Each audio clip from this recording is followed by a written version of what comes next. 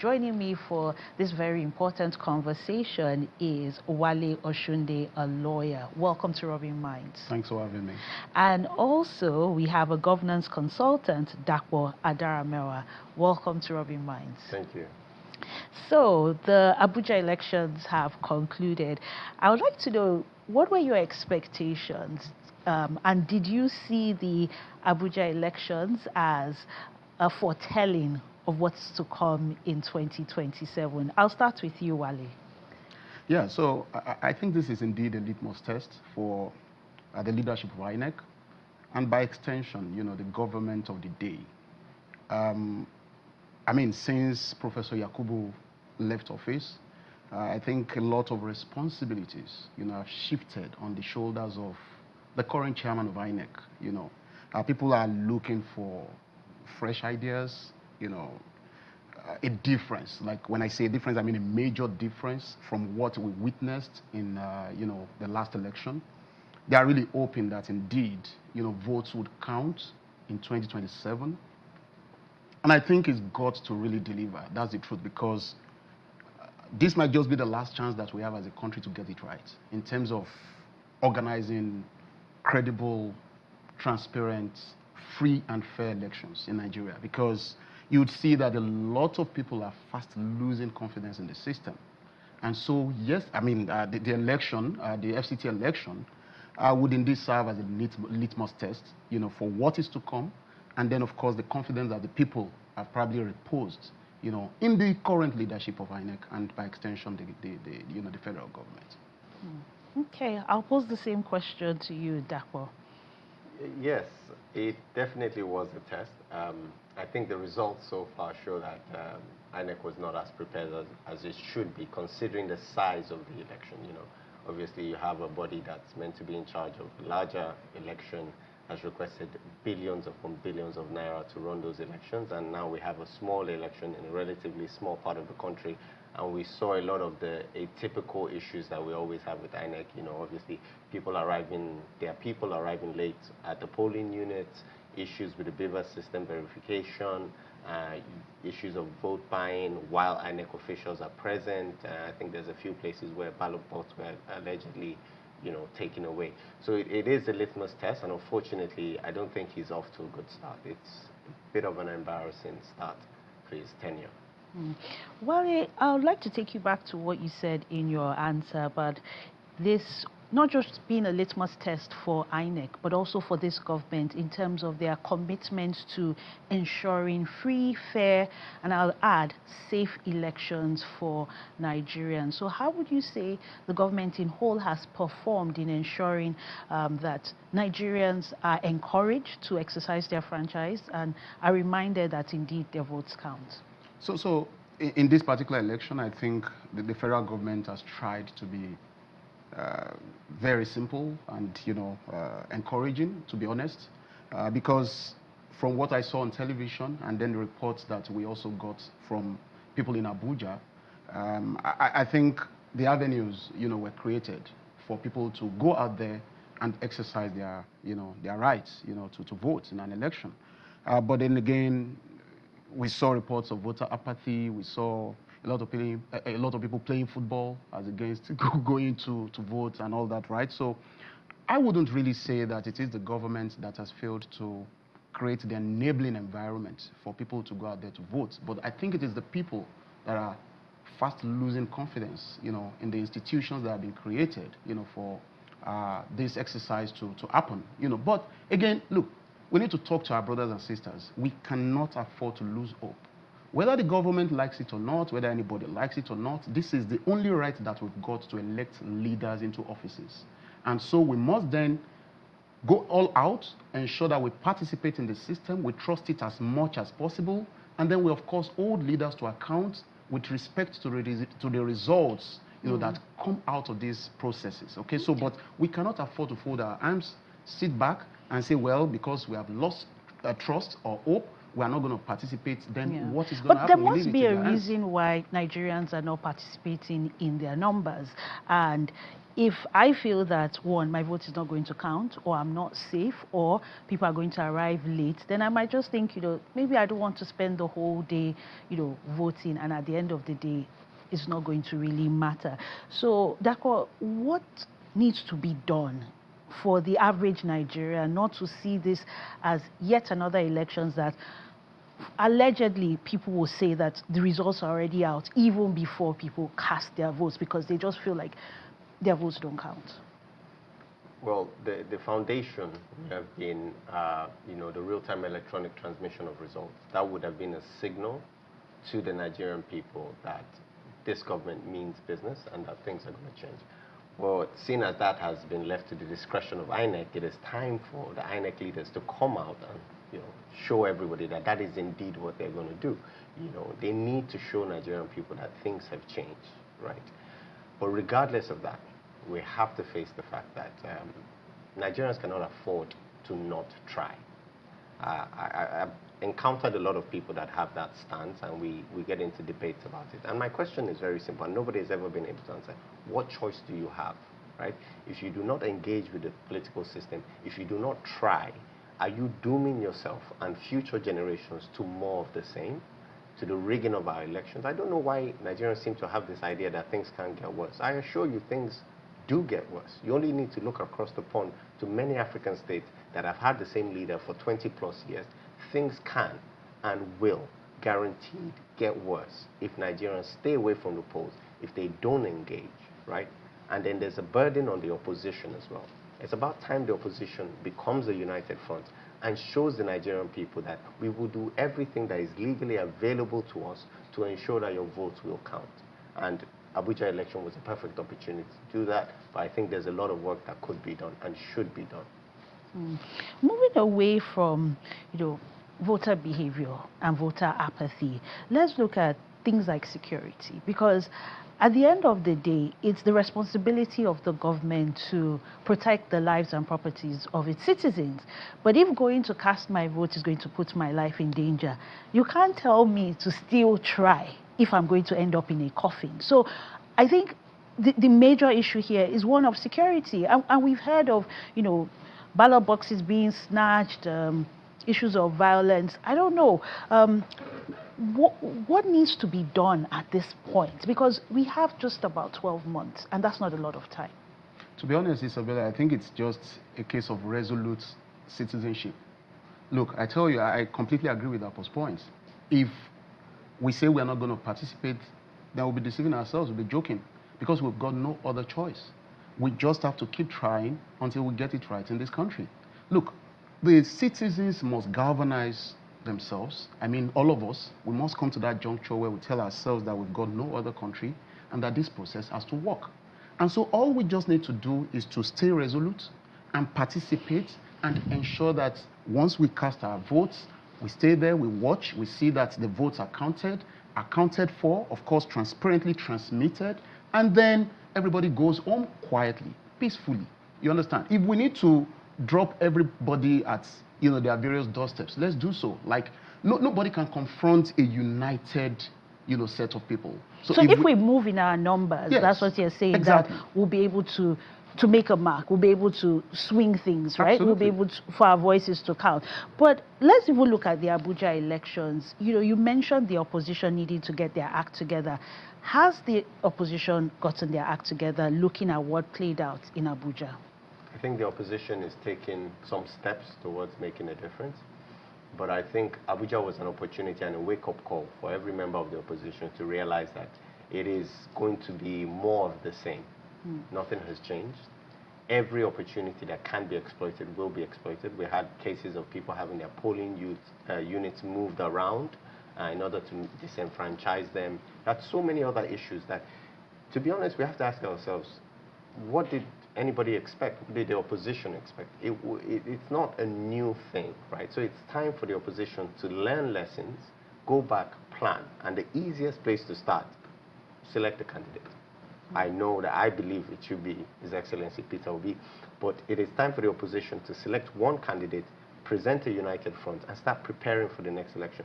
And just to add to what you were saying about people's fear of death, it's like, I always say to Nigerians, it's like, people are dying regardless. If they don't die at the polling unit, they will die because the hospitals are underfunded, because the roads are bad, because they are being kidnapped, because of insecurity. I think it was almost 30-something or 50-something people that were killed in the north recently. And guess what? That happens at least once every 3 months. They come out, they give a statement. People are dying. So this idea that if we stay away from the electoral system, if we abandon the polls, if we do not defend our vote, we will somehow be safe, is the most ridiculous and most foolish concept I've ever heard, because Nigerians are currently paying with their lives already. So we might as well fight the good fight in the hopes that things will change. Those are very, very strong words. I'll move to you, Wale. Did any of the candidates perform below or above expectations in this election? Oh, well, I mean, it's not a national election, so you would agree with me that those candidates, of course, would resonate more with the people in Abuja and their various local councils, right? So, but for me, I think I particularly love the fact that some opposition political parties, rose to the challenge, and then, really made statements, regardless of the fact that you have the power center in Abuja, right? Led by an APC government. So for me, I think that is actually a very strong statement to the current political, to the ruling party, that 2027 is actually going to be really interesting, and it's not going to be business as usual.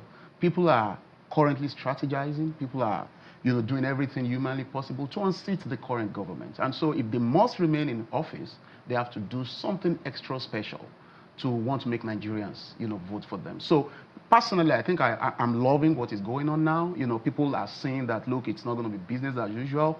Opposition governments are coming together, opposition forces are forming alliances, and that is actually a strong statement in this country. So the reality then is that 2027 is going to be very interesting. Do not forget that the APC came about, by way of information as well, right? And so the same thing that they did back then is what some people are now doing. So we should not rule them out or believe that they cannot, sing that ultimate song. So for me, I really look forward to 2027, but I believe that that game has already started. Dawo, how significant is the Abuja elections as a barometer for what to expect for a much wider spread in national elections? It is not absolutely insignificant, but I would in no way take it as a marker of what will happen. The demographic of Abuja is very different. The experience is very different. And bear in mind, this isn't a major election, right? This is a smaller election. So naturally, people typically do not participate in these elections as much as they would in any national election. So I wouldn't say it's insignificant, but at the same time, I wouldn't say that, okay, because one party won in Abuja, it means that 2027 is done and dusted and we know what's coming. I think it was a litmus test. It was a moment for everybody to reassess what exactly their strategy should be. And I look forward to, what 2027 is going to hold. Hopefully, it would be a win for democracy. That's the prayer. It would be. Because for me, again, I will reiterate that I tend to be the only person who says I have no problem with people voting for whoever they want to. I have more of a problem with people who believe in a candidate and sit down at home during the election than the people who go out there and vote against my candidate. Because in many ways, we all wish for a better Nigeria. So if you believe this person will give you a better Nigeria, fine, you're trying, right? I'm trying for this candidate because I believe in him. The person who is letting everyone down is the person who sits down at home and does nothing, doesn't make an attempt to make a difference in their country, right?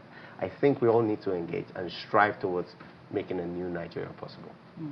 Yeah, we need more of that, where people remember the goal is a better Nigeria, irrespective of the candidate you cast your vote for. But I'm still looking at the Abuja elections. It brings up questions around inclusion when it comes to young people, women, and the accessibility of elections also for people living with disabilities.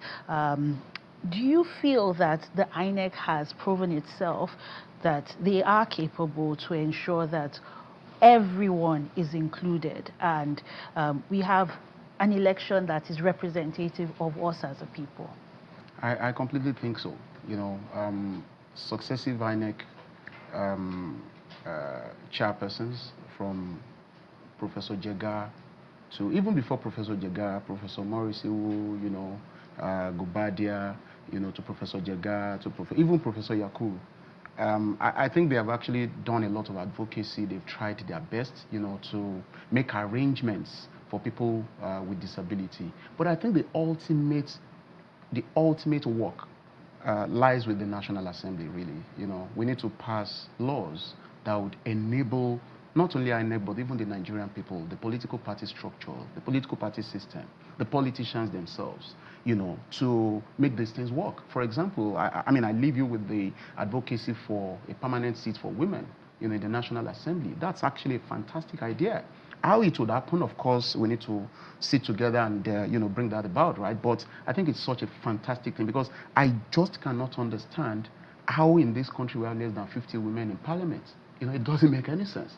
We have 360 members in the House of Representatives, 109 senators, and we have less than 40 women right there, in both houses. So that cannot make any sense. Now, also look at, the formation of governments, even in the executive. How many women do you have in the Federal Executive Council? So all of these things must be implemented through the apparatus of, parliamentary work, legislative framework. So we need to do more in that regard. And then again, I think the most important thing is to sensitize our people. Look, we have a massive demography of women in this country at the moment.